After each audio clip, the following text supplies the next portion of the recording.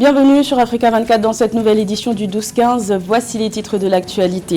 Le Bénin adopte un nouveau code électoral. Un projet de loi a été voté par le Parlement en vue des élections générales de 2026. Cette révision fait débat au sein de la classe politique.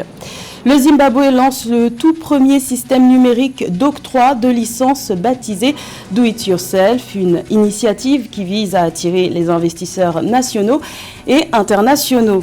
Et vous l'avez peut-être découvert grâce à la trilogie Samira, une série de chansons qui a connu un succès à travers le monde ou encore Le Monde est à nous.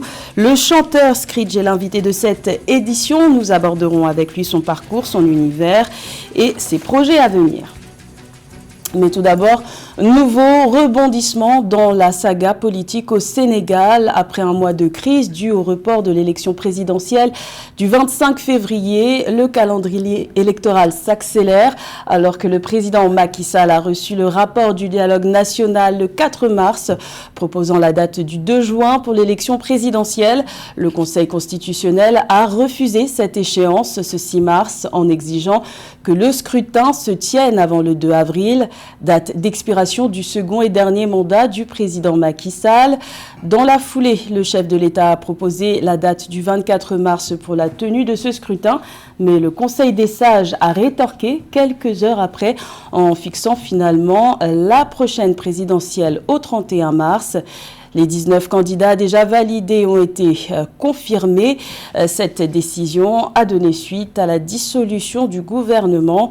Le Premier ministre Amadou Ba, candidat de la coalition présidentielle Benno Bokk Yakaar au prochain scrutin, cède sa place à Maître Sidiki Kaba à la primature. Au Bénin, le code électoral vient d'être modifié. Le Parlement a adopté des changements majeurs en vue des élections générales de 2026. Cette révision donne lieu à un renforcement de certaines dispositions telles que le parrainage des candidats et le seuil de représentativité des partis politiques, ce qui est loin de satisfaire l'ensemble de la classe politique. On fait le point avec Nathalie Mo. 9 changements majeurs ont été apportés à la loi électorale du Bénin. Dans la nuit du 5 au 6 mars 2024, le Parlement a adopté la modification du code électoral en vue des élections générales prévues en 2026. Pour les élections législatives et locales, tout parti politique ayant présenté des candidats devra récolter 20% des suffrages au plan national pour remporter un siège. Nous avons estimé qu'il faille résoudre le problème de manière globale. Résoudre le problème de manière globale, c'est tenir compte de 3 choses, à savoir la légitimité des parrains, leur égalité, mais également dans le respect des textes législatifs. C'est ça que nous avons appelé la légalité. Le problème de légitimité se pose lorsqu'on dit que ce sont les actuels élus qui vont parrainer. La modification du code électoral béninois qui a durci les conditions de parrainage a renforcé les divisions au sein de la classe politique. Le nouveau code électoral prescrit un quota minimum de 15% de parrainage de l'ensemble des maires et députés d'au moins 3/5 des circonscriptions électorales pour se porter candidat à la présidentielle. Désormais, il faudra être parrainé dans 24 circonscriptions contre 10 par le passé pour prétendre à un siège de député et dans 28 circonscriptions pour décrocher une candidature pour la présidentielle. Pour les députés de l'opposition, l'équité et l'accessibilité du processus électoral sollicité par la Cour constitutionnelle sont encore loin. La plateforme électorale craint que la loi électorale qui sera issue du processus actuellement en cours au Parlement, au lieu de régler les problèmes existants, n'envenime la situation et crée davantage de conflits parmi les acteurs politiques et des dégâts pour l'ensemble de la nation. Le maintien du caractère obligatoire du quitus fiscal et du montant initial du cautionnement sont d'autres modalités pratiques abordées dans la nouvelle nomenclature du code électoral béninois. De plus, une quittance de la caisse de dépôt et de consignation va désormais permettre de constater la caution versée par les candidats. Présenter un Zimbabwe moderne, doté d'un pouvoir numérique, c'est l'ambition de l'agence de promotion des investissements au Zimbabwe. Celle-ci vient de lancer un système numérique d'octroi de licence baptisé Do It Yourself. Objectif affiché, attirer les investisseurs nationaux et internationaux. Les explications de Mildred Diamou. Le Zimbabwe se tourne vers le numérique pour faciliter les investissements dans le pays. Avec le lancement de Do It Yourself, le tout premier système de licence d'investissement numérique du pays, le Zimbabwe devrait connaître une amélioration de son climat d'affaires, ce qui permettrait d'augmenter les flux d'investissement dans le pays. Le nouveau système mettra à la disposition des investisseurs locaux et étrangers un outil efficace en matière de mise en relation d'affaires. Le nouveau portail est une plateforme en libre service, sans corruption, efficace et rapide. Le lancement de ce portail incarne notre vision d'un Zimbabwe moderne et doté de l'autonomie numérique. Nous sommes ouverts aux affaires, désireux d'adopter l'innovation et déterminés à créer un environnement propice à l'entrepreneuriat et à l'investissement. L'expansion rapide de l'économie numérique au Zimbabwe présente une opportunité pour les investissements. Pariant sur l'investissement numérique, l'exécutif zimbabwéen a émis une monnaie numérique adossée sur l'or. En outre, l'impôt sur les sociétés est de 25,75%, tandis que la taxe sur la valeur ajoutée s'établit à 15%. Grâce au portail Do It Yourself, le délai d'approbation des licences d'investissement passera de 7 jours ouvrables à 2 à 5 jours ouvrables. Les investisseurs peuvent désormais suivre le processus de demande et d'obtention de licences à distance. À travers Internet d'aujourd'hui, on peut accélérer beaucoup de processus en matière économique et donc donner une visibilité à la création des entreprises, aux investissements dans le domaine du numérique à travers une des facilités de mise en relation ou de plateformes qui permet d'avoir des informations en temps réel. Ce n'est que l'essence même du numérique. La transition du Zimbabwe vers les plateformes numériques reflète l'engagement du pays en faveur de la modernisation et de l'efficacité de son paysage réglementaire, selon des experts. En simplifiant les procédures et en améliorant la transparence, le gouvernement veut inspirer confiance aux investisseurs et promouvoir l'entrepreneuriat en vue de catalyser la croissance économique. En Égypte, pour faire face à la crise économique qui a fortement endetté le pays, la Banque centrale a décidé le 6 mars de relever ses taux d'intérêt directeurs de 6%. Objectif affiché, lutter contre l'inflation et unifier le taux de change du pays. Plus de détails avec Mamoudou Pam.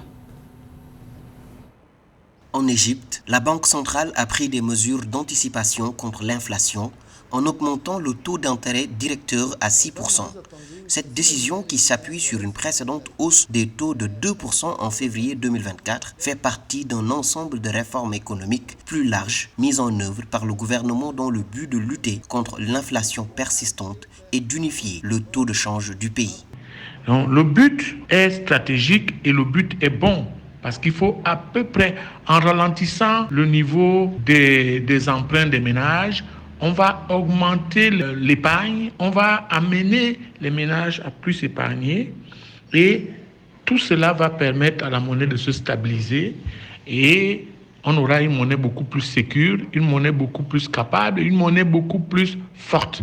Et c'est le but à terme de cette augmentation du taux de change. Depuis quelques semaines, l'Égypte est aux prises avec une pénurie de devises, une monnaie affaiblie et des pressions inflationnistes mondiales. Face à cette situation, la Banque centrale égyptienne a souligné son engagement en faveur de la stabilité des prix et d'un régime flexible de ciblage de l'inflation. Du fait de l'augmentation des réserves de la Banque centrale, la monnaie égyptienne va être beaucoup plus stable. Étant beaucoup plus stable, elle pourra donc acheter des biens de consommation à l'étranger du fait que sa stabilité lui permet d'acquérir plus facilement les devises et les prix qui avaient tendance à monter dans un taux d'intérêt bas ne pourront plus monter puisque la consommation va baisser. L'élimination du marché parallèle des changes devrait réduire l'inflation et stabiliser l'économie à moyen terme. Cependant, la Banque centrale de l'Égypte reconnaît que le resserrement de la politique monétaire pourrait à court terme freiner la croissance du crédit au secteur privé. Toutefois, elle estime que la maîtrise de l'inflation est cruciale pour la stabilité économique à long terme et la croissance durable du secteur privé. C'est un chanteur natif de Guyane et originaire de la ville de Rennes, en Bretagne, en France. Sa musique est éclectique. Il s'inspire notamment des rythmes d'outre-mer, d'Afrique, en alliant culture pop et différents genres musicaux. Le chanteur Screech est l'invité de cette édition. Bienvenue. Merci. Alors, le grand public vous a notamment connu avec la trilogie Samira, tout un concept puisqu'il s'agit en quelque sorte d'une série d'histoires qui se suivent. D'abord, en quelques mots, pouvez-vous décrire, nous expliquer cette série d'histoires et d'où est venue l'idée? Franchement, l'idée, elle est venue naturellement, en vrai. C'est le vécu, c'est une histoire d'un amour impossible entre une femme maghrébine et un homme noir. Je suis noir. Et c'est une histoire vécue de mon passé, d'une ex-copine. J'ai raconté une anecdote. Et c'est des choses qui peuvent arriver à tout le monde, parce qu'au final, il y a une morale dans l'histoire. C'est en gros, c'est un amour impossible. Soit on choisit la famille, ou soit on choisit le cœur, en gros. Et c'est beaucoup de problèmes raciaux, tout ça, etc. dedans. Donc il y a 3 chansons dans cette trilogie. Donc. Et comment est venue en fait l'idée? Est-ce que à chaque fois que vous finissiez d'écrire, de composer la chanson, vous aviez déjà l'idée de la prochaine? Ou comment c'est venu? Est-ce que c'était le public qui était demandeur? Franchement, oui. En fait, au début, j'avais fait une partie, là, le tout premier. Et j'avais déjà anticipé le deuxième, parce que j'avais pas assez de temps pour raconter toute l'histoire. Et le troisième volet, en fait, c'est vraiment le public qui m'a demandé ce qu'ils ont dit. Ouais, franchement, on a kiffé le premier et le 2, pardon. Et c'est entre le public et entre le 1 et le 2, moi j'avais déjà préparé ça entre le 1 et le 2. Et le 3, c'est le public qui l'a choisi. Justement, en parlant du public, vous faites partie de la génération Z. Vous avez une vraie communauté sur les réseaux sociaux, quelques 432 000 abonnés sur YouTube, 213 000 abonnés sur Instagram. On parle aussi de YouTube, 44 000 abonnés. Est-ce que cet aspect fait partie intégrante de votre stratégie marketing aujourd'hui? En vrai de vrai, les réseaux sociaux aujourd'hui, c'est un outil de travail, c'est un outil de communication et on peut s'en servir, quoi. On peut échanger aussi avec le public, donc oui, je m'en sers beaucoup des réseaux sociaux. Est-ce que vous écoutez votre communauté? Vous êtes à l'écoute de leurs exigences ou oui, parce qu'en fait, vous proposez plutôt? Franchement, en vrai de vrai, on grandit avec eux, avec les gens, les auditeurs. Donc c'est bien aussi d'avoir des avis. Donc sur les réseaux sociaux, on fait des challenges. Des fois, je réponds aux messages aux gens, ce qu'ils pensent, ce qu'ils n'en pensent pas. Et en vrai de vrai, oui, c'est important les réseaux sociaux. Et en tant qu'artiste et avec beaucoup de notoriété, quelles sont les causes qui vous tiennent à cœur? Qui me tiennent à cœur, en gros, les indifférences. Moi, je suis pour le bon vivre ensemble. Tout le monde ensemble, quand il y a des problèmes de racisme ou de... J'aime pas trop. Et en l'occurrence, cette histoire, Samira, il y a beaucoup de racisme dans cette histoire. Et quels sont les artistes qui vous inspirent? Moi, j'en ai beaucoup. J'ai beaucoup de Tiwa Savage, Davido, Lauryn Hill. J'écoute un peu vraiment de tout, j'écoute de tout. Alors vous avez des projets aussi en vue pour le continent africain, est-ce que vous pouvez nous en parler? Oui, parce que l'Afrique, c'est vrai que l'Afrique, j'ai pas vraiment beaucoup été. J'ai été 2 fois en Afrique, Sénégal et au Cameroun. Et j'ai un projet qui va venir avec Wendy Shay, une chanteuse ghanéenne. Donc c'est pour très bientôt, pour cet été, pour l'été. Pour l'été. Vous multipliez les prestations scéniques depuis 2017. Est-ce que vous vous sentez plus à l'aise sur scène, au contact du public, ou plutôt vous préférez les séances en studio plutôt plus intimistes, plus propices à la composition? Moi, franchement, j'aime bien les deux.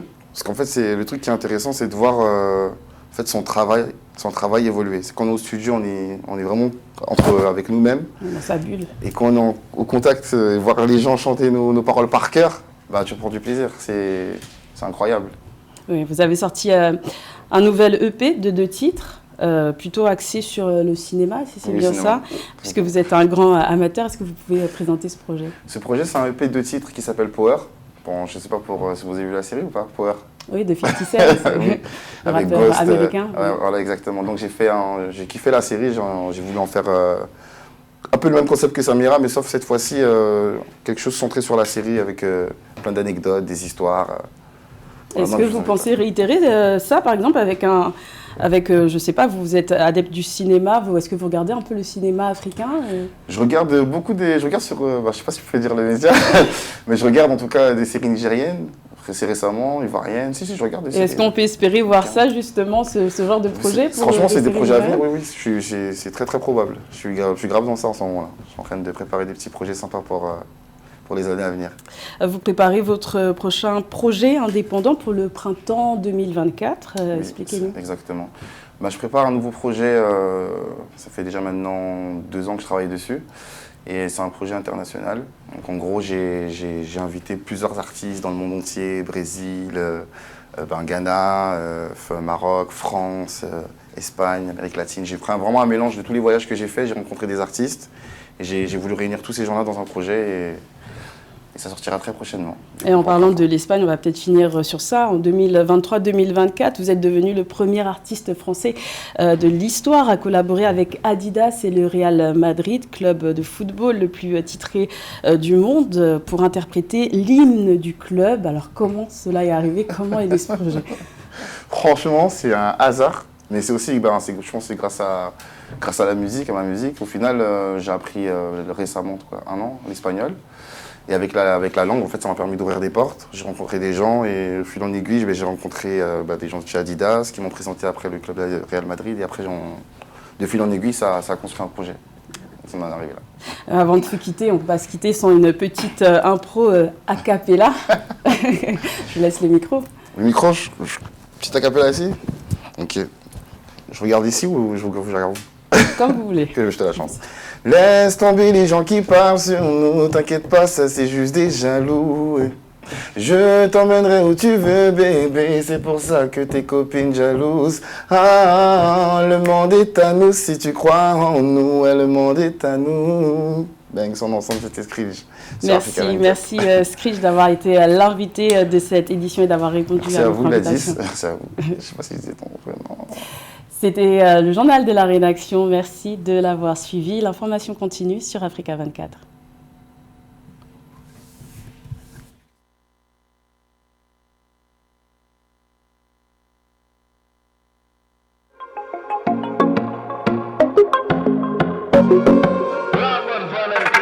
Laisse tomber les gens qui parlent sur nous, t'inquiète pas, ça c'est juste des jaloux.